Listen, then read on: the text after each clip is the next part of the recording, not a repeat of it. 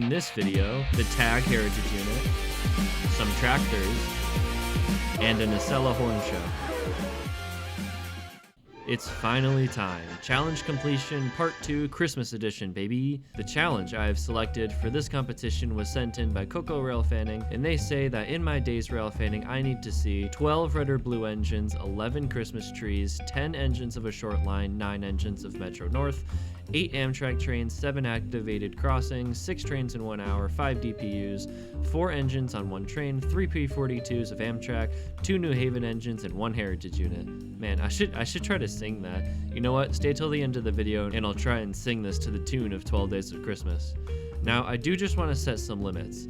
For task 12, I'm not going to be counting any normal Amtrak engines or Metro North M8s because that would be way too easy. Also, for reasons that will become apparent, if an engine has blue and red on the engine, I'm going to count it for task 12 no matter what. For task 9, I'm going to change that to see 9 Metro North trains instead of 9 engines because technically in an EMU set, every car is an engine, so that would be way too easy. I'd only need to see like 1 train and then I got the whole task. For task 7, I'm going to elaborate that to say that I have to see 7 different activated crossings. And for task 5, I'm going to say that I need to see actual DPUs and not helper sets because those are usually manned and I would not qualify them as a DPU. Plus, I'm going to say that each individual engine is a new DPU. For task 4, there just needs to be 4 engines anywhere on the train and that exact number of engines. And also EMUs like the M8s count for this task. Okay, before I get into the actual completion, I really quickly want to talk about this image. Some of you might recognize this image as the first sighting of Norfolk Southern's new Tennessee, Alabama, and Georgia Heritage Unit, aka the tag. Well, I took this image and ever since I put it in a few discords, this image went a little bit viral. I started seeing people post this image on their own community pages, people resent the same image into the same discords because they found my image somewhere else and thought to post it in the server, and I just kept seeing it all over the place. That's it, I just wanted to mention my little viral moment and share the cool little story that I was the first rail fan to see the tag unit. This drone picture was uploaded around the same time I put up my pic,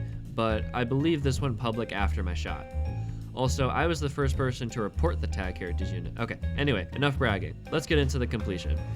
I started going for this challenge before I left for winter break, so I was still in Altoona. I figured that before I left, I should knock out the 5 DPU task. I wasn't going to get any DPUs back in Connecticut. I also figured that I'd have a better shot of getting 4 engines on 1 train here in Altoona and same story with the 1 heritage unit task. Well, task 1 would be very easy to complete because on my way to an early morning class, I looked out my driver's side window and saw NS moving the tag into the Altoona Railroaders Museum roundhouse, so I obviously pulled over to take a video like any filmer would. NS was going forward and stopping repeatedly because the tracks there were not that great, so they kept inching up and then stopping to make sure that all the wheels were on the ground, which is honestly how I think NS should operate all their trains. So with that, task 1 is already completed, and we can also put this 1 check mark into the 12th task because the tag is blue. After class, I checked ASM transit docs. Oh, I've never told you guys about ASM. For those who don't know, there is a free website that tracks every single Amtrak and VIA rail train at all times. Every single little number icon is a train, and the color tells you how well Amtrak's amazing on-time performance is doing. To access this, you just need to go to whatever browser you use on your phone and type in ASM Transit Docs and click on the Intercity Rail Map. Anyway, where was I? Oh yeah, I walked out of class and saw that Amtrak 42 was going to be arriving in Altoona in a few minutes, so I walked over to the tracks to work on task 3.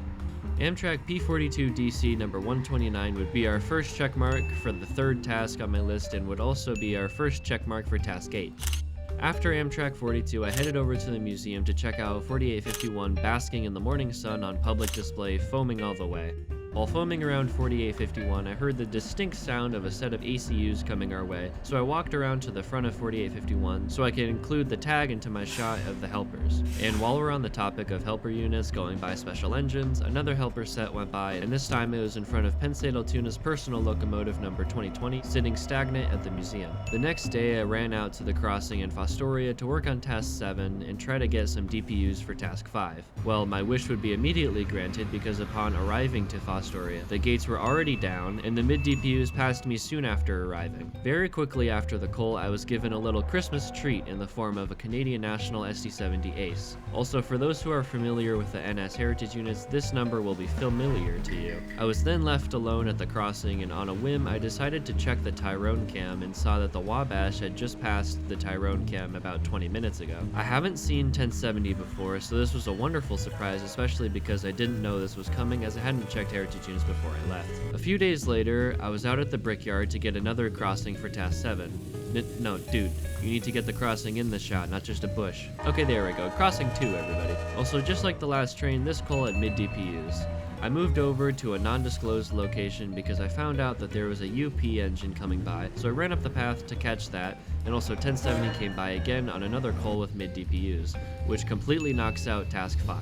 Also, don't mention the can of Dr. Bob, don't look at it, don't comment about it, don't even think about it. It's an inside joke that only a handful of people on Earth will understand. Anyway, this would be my last trip in Altoona before I headed home for winter break. Thankfully, I completed Task 5 before I left, and now for the 7-hour-long drive back home. I really had to crank the initial D for this one. The next day, I was up early to head down to New Haven to complete Tasks 9, 8, and 6. Well, immediately upon arriving, I got a check mark for Task 9, and had to record from my car. Once I got up on the platform, I started my stopwatch to make sure I got 6 trains in an hour. Well, I got an M8 at 6:23, a Northeast Regional at 6:25, another M8 at 6:44, another M8 at 6:52. That M8 met with another M8 at 6:53, and this Acela rounded out the 6th train within the first hour I was there at 6:57. Now, some of you may remember that Task 4 is still incomplete.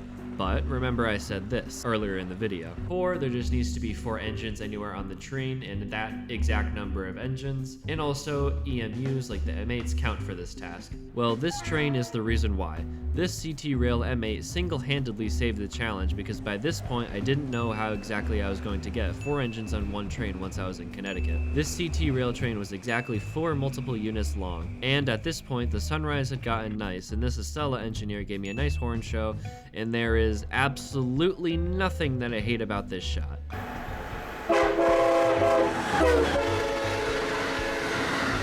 Why did the camera have to jerk like that? By this point, the sunrise had gotten pretty good, and these next few shots came out pretty nice, especially when this ACS-64 came by at peak sunrise hours. But then, quickly after the sun went behind some clouds, I switched over to the other side of the track to get better lighting. This M8 would be the 9th M8 I saw to complete Task 9, and now after this M8, my camera pissed me off for the 2nd time of the day. On the one time I get passed by an M8 at speed on the close track all day, my camera goes out of focus for the majority of the train's run up to me. Thankfully it corrected itself soon enough, but I'm still not happy with it. Also, that camera shake was from the wind almost knocking me over. Now we go from my camera not being ready to me not being ready. This M8 absolutely snuck up on me and it shows at the start of the video. I was holding onto my camera by the strap, not with it tied around my hand. Anyway, it's yap session time! Anyone who's rail fan the Northeast Corridor between New York and New Haven will know the pain of seeing Metro North M8 after M8 after M8 endlessly. Metro North just runs so many trains so often that when rail fanning you'll see a plethora of M8s. Now, the way I see it, this is a blessing and a curse. For one, you see the same stuff without any variation and they get really boring to see, but there is an upside. It's basically really good filler content. It's consistently good action. Yeah, it's all the same, but it gives you like 2 times the amount of trains to see. Well, would you look at that, a non-M8 train. And actually, this Acela marks the 8th Amtrak train I've seen while completing this challenge, so we are now done with Task 8. After a stationary meet between 2 M8s, it was time for me to get pissed off by the trains this time. First it was my camera, twice then myself, and now this moment where an M8 pulled out in front of me and completely blocked a Northeast Regional that went by me. Considering that I was more interested in seeing the Amtrak trains there, I'm still quite salty about this. As I was prepping to leave, I noticed that there was a Northeast Regional that had stopped just under I-95 on ASM transit docks, which I filmed while I let Jesus take the wheel for me. On my way home, I stopped by Hartford Yard to see if I could rack up some shortline engines because I really needed to make ground on Task 10. Alright, while you guys watch my amazing B-roll, I'm gonna yap about how the G&W paint scheme is good. Guys, this paint scheme is not bad. Bad color scheme does not equal bad paint scheme. How can you guys love 8114 yet hate the G&W scheme? They're basically the same thing, and yet y'all love one and hate the other. On the other hand, I think we can all agree that the New England Central Railroad scheme is good, and I'm glad that I finally got one on video before they're gone. After taking the B-roll you just watched, I went back to warm up in my car, and out of the corner of my eye, I saw a Providence and Worcester engine duck behind some trash cars. Notice how I pronounced it, Worcester. I really hoped that the engines would come back out from behind the cut of cars, and thankfully for me, they did. The local I was seeing pulled back out to reveal a P&W B23-7, and on the back of the train there was another G&W GP38. The Connecticut Southern employees dropped off the GP38 on a sidetrack and then backed the B23-7 up to pick up a flat car with a steel beam. I then waited for a CT rail train before I ran over to Bloomfield, where I could continue working on Task 10 at the headquarters of the Central New England Railroad, not to be confused with the New England Central Railroad, which interchanges with them. Interestingly, both the Central New England Railroad and the New England Central are founded in the same year in 1995. Also, on the way home, I stopped by a Christmas tree farm to completely knock out Task 11. The next day, I was taking my dog Finn to the vet, and I noticed this P&W engine chilling up on the embankment in Middletown. Also, I videotaped the random 80-tonner that's just vibing next to I-91 to help me with Task 10. The next day, I was out just to catch the Phase 2 Heritage unit that has been running Vermonter service on the Hartford line for a little while. This helps me out with Task 12, adds 2 crossings to Task 7 because you can see one way down the distance,